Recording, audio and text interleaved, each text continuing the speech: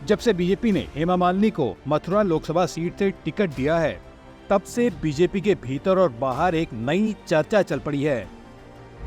क्या बीजेपी ने चुनाव लड़ने के लिए 75 साल की समय सीमा जो बनाई थी, वो खत्म कर दी है? और अगर खत्म कर दी है, तो इसके पीछे की वजह क्या है? आपको याद होगा 2014 में बीजेपी ने ऐलान किया था कि 75 साल से अधिक उम्र के लोग चुनाव नहीं लड़ेंगे। वरिष्ठ नेता लाल कृष्ण आडवाणी और मुरली मनोहर जोशी को इसी आधार पर चुनाव से बाहर रखा गया और पार्टी तक में उनका एक्टिव रोल खत्म कर पार्टी का मार्गदर्शक मंडल बनाकर नेताओं को उसका हिस्सा बना दिया गया था। तो अब क्या हो गया है?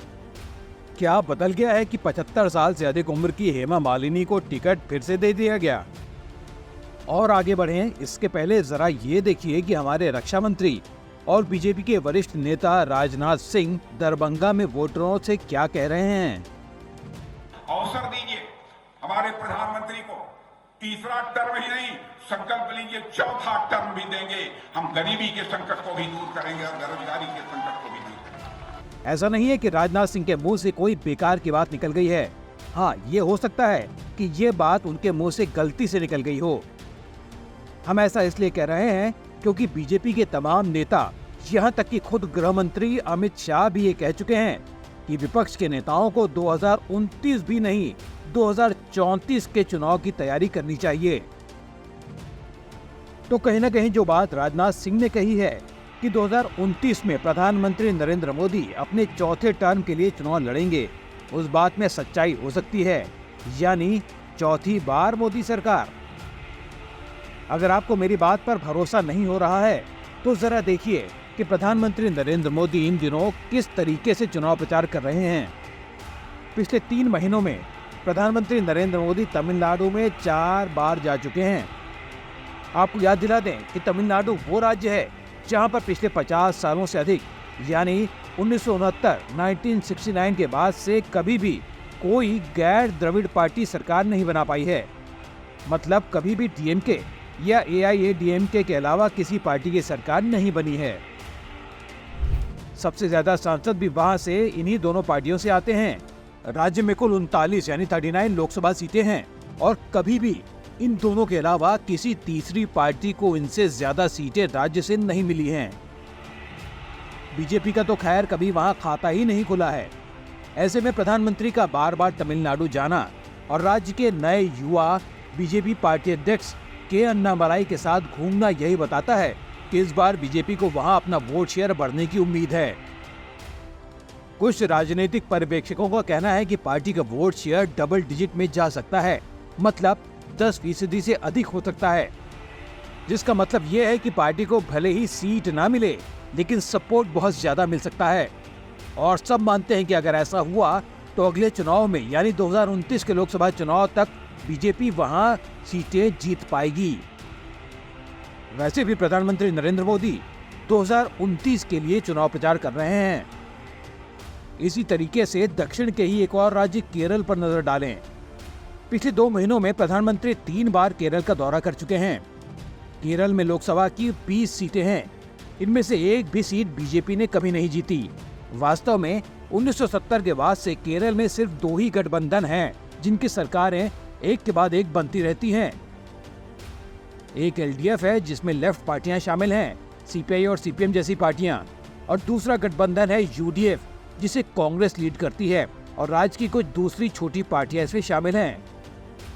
आज की तारीख में केरल विधानसभा में भी इन्हीं दोनों पार्टियों का बोलबाला है, लेकिन पिछले कुछ चुनाव में लगातार बीजेपी वहां पर अपना वोट शेयर बढ़ा रही है।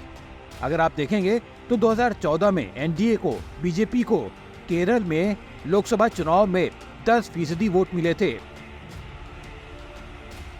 जो कि 2019 में बढ़कर 15% तक हो गए। लेकिन पार्टी को दोनों ही चुनाव में एक भी सीट नहीं मिल पाई, जबकि 2019 में पार्टी ने 18 सीटों पर चुनाव लड़ा था।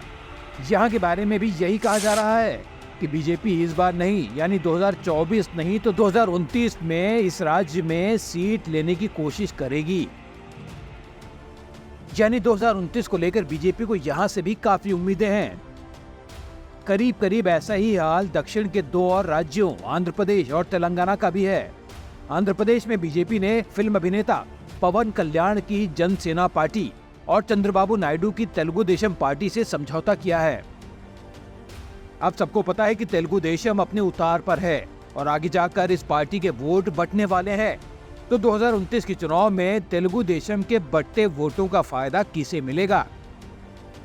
इसी तरीके से पूरी भारत के राज्य ओडिशा में भी बीजेपी ने जिस तरीके से बीजू जनता दल के साथ समझौता किया है, अब उम्मीद ये की जा रही है कि इस बार के बाद यानी 2024 के बाद 2029 के लोकसभा चुनाव में बीजेपी ऐसी हालत में होगी कि ओडिशा में उसको मेजॉरिटी सीटें मिलें। मतलब ये कि इन तमाम राज्यों में बीजेपी 2029 के चुनाव की तैयारी कर रही है और इन राज्यों में प्रधानमंत्री खुद सबसे आगे बढ़कर चुनाव प्रचार भी कर रहे हैं। और इन सबसे बढ़कर सबसे बड़ी बात यह है कि दुनिया के किसी भी देश में किसी भी लोकतंत्र में आयु सीमा न कभी रही है और अगर लगाई भी गई है तो चलेगी नहीं। तो फिर भारत तो सबसे बड़ा लोकतंत्र है। अगर जनता किसी को चुन रही है तो किसी भी राजनीतिक पार्टी के लिए तो ये आसान है कि उसी नेता को वापस जनता के सामने खड़ा कर दिया जाए, फिर भले ही उसकी उम्र कितनी भी हो। तो दोस्तों, ये था हमारा आज का वीडियो। आपको क्या लगता है, नेताओं की कोई उम्र होनी चाहिए, चुनाव लड़ने की कोई उम्र होनी चाहिए, या 75 साल से ऊपर के नेताओं को चुनाव के मैदान में उतरना चाहिए? नीचे कमेंट बॉक्स में हमें जरूर लिखें। अगर वीडियो अच्छा लगा तो इसे लाइक करें और शेयर करना ना भूलें। और सबसे बड़ी बात ये कि अगर आपने अब तक इस चैनल को सब्सक्राइब नहीं किया है तो जल्दी से कर लें। साथ ही अलर्ट वाली घंटी का बटन भी दबा दें ताकि आपको हमारे नए वीडियोस के अलर्ट वक्त पर मिलते रहें। कल फिर मिलते हैं एक नए वीडियो के साथ। तब तक के लिए अपना ख्याल रखिएगा। नमस्कार।